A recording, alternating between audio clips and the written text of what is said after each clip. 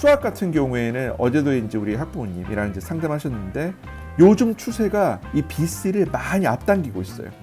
네. 저만 하더라도 물론 완전 옛날 얘기죠. 95년도에 대학교를 들어갔으니까 94년도에 입시를 마치고요. 네.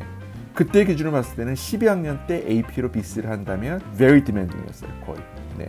most demanding curriculum이었고 그 하는 것 자체가 많이 없었고요. 근데 요즘에는 살짝 이쪽으로 많이 가요. 이쪽으로 많이 가고 그리고 이제 AB 같은 경우에는 10학년 때 이렇게 되는 경우.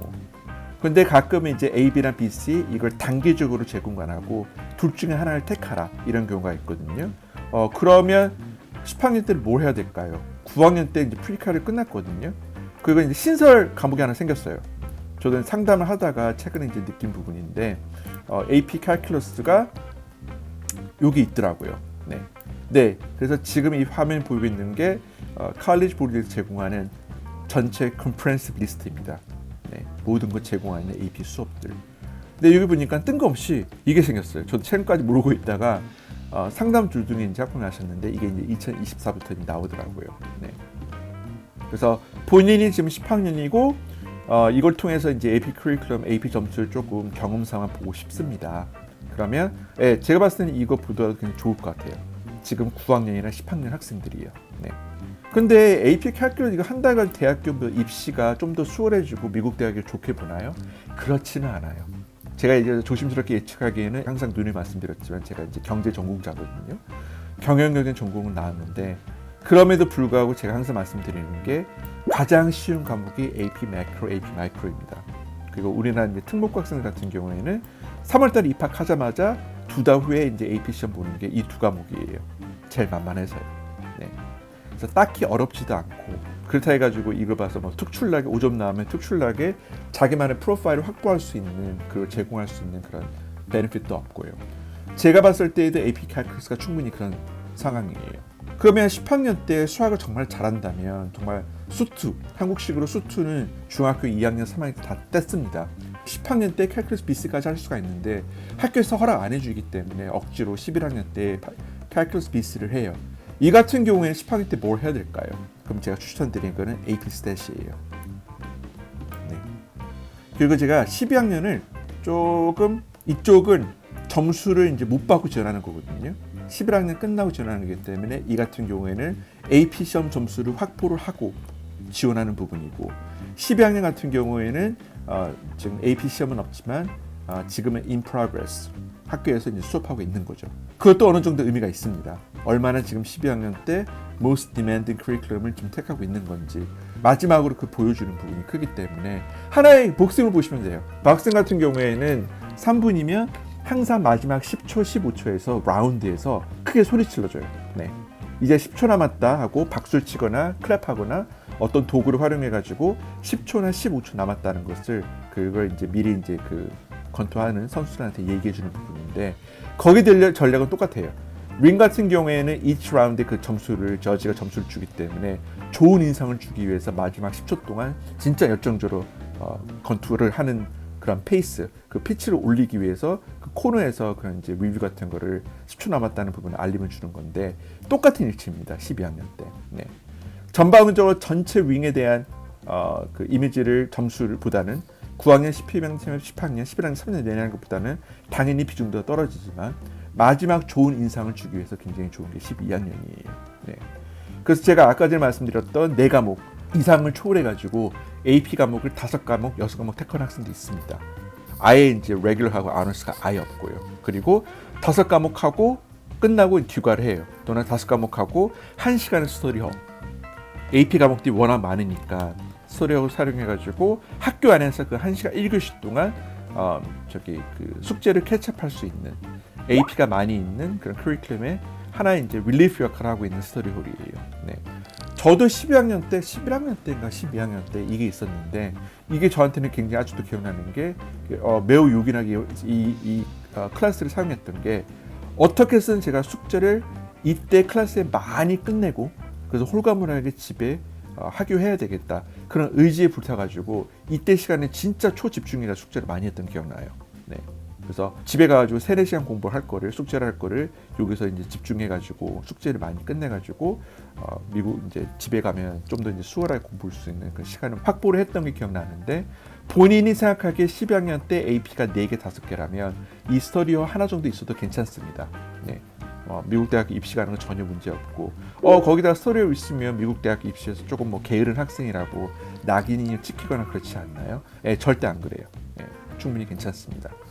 그래서 이 정도로 수학을 하고 그러면 12학년 수학이 남는데 또 하나 질문 드릴게요. 선생님 뭐 여기서 보니까 보통 우리 학교 커리큘럼은 뭐 AP Calculus BC 다음에 AP Stat이에요. 지금 보니까 AP Stat이 오히려 반대로 앞에 있고 그 다음에 Calculus BC인데 이게 진도적으로 맞나요? AP Stat 꽤 어려운 걸 알고 있는데 AP Stat 같은 경우에는 사실은 2트랙이에요. Calculus를 끝나면 AP Stat 또는 AP Calculus BC 2트랙 완전히 divergent한 그런 path로 가기 때문에 이게 우선이다, 이게 우선이라고 말을 할 수 없습니다. 네. 일반적인 난이도는 AP Pre-Calculus 끝내면 충분히 이 두 과목을 같이 이제 병행할 수 있는. 그래서 가끔씩 이제 무리한 학생 같은 경우는 더블 사이언스 택하는 경우도 있어요. 이런 식으로요. 더블 사이언스. 그래서 아예 이제 11학년, 12학년을 Advanced Post-Secondary 수업을 할 수 있도록. 네. 그래서 이거는 좀 특별한 케이스고 지금까지 이 커리큘럼 본 것 같은 경우에는 일부 이제 과학고, 미국에 있는 과학고 학교 또는 국내 이제 과학영재고 이런 같은 경우에는 아예 이제 우리나라 영재고 과학고 들어온 학생 같은 경우에는 미적분학을 어느 정도 배우고 왔기 때문에 고1 때 들어오자마자 BC하고 스태티스틱 통계를 둘 다 하는 경우가 있고 이 두 개를 대학교 과정으로 하는 경우가 있는데 그건 좀 특수 케이스니까 놔둬보고요. 그래서 이 정도 있고 그러면 12학년 때 뭘 해야 될까요? 네, 이런 게 있죠.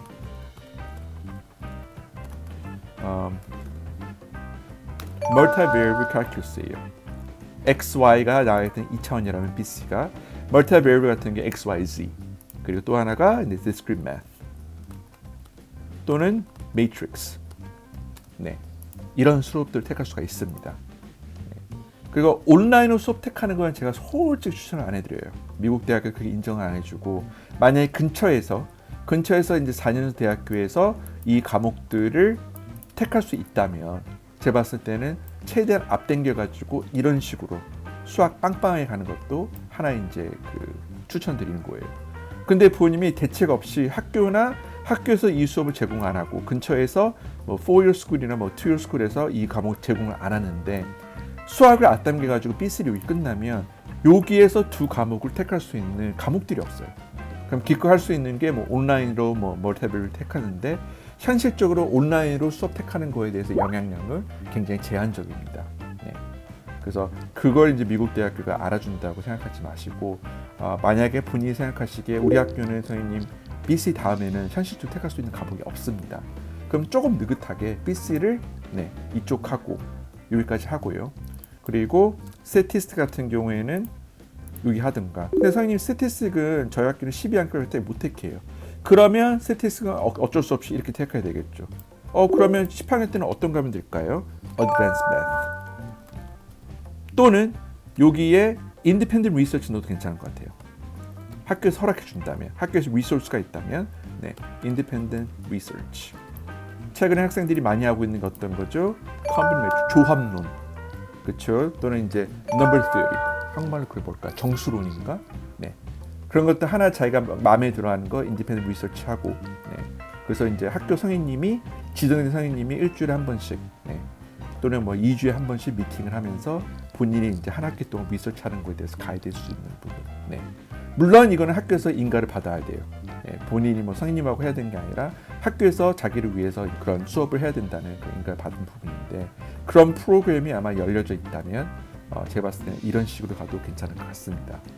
그래서 수학을 가장 빵빵하게 한다. 그러면 제가 생각하는 거는 이 정도로 가고요. 그리고 multivariable 칼, 그렇죠? 이 같은 경우에는 discrete math 또는 matrix. 이 정도면 제가 봤을 때는 웬만한 과학고등학교 저리 가라 정도로 굉장히 most demanding 하는 커리큘럼을 가질 수가 있습니다.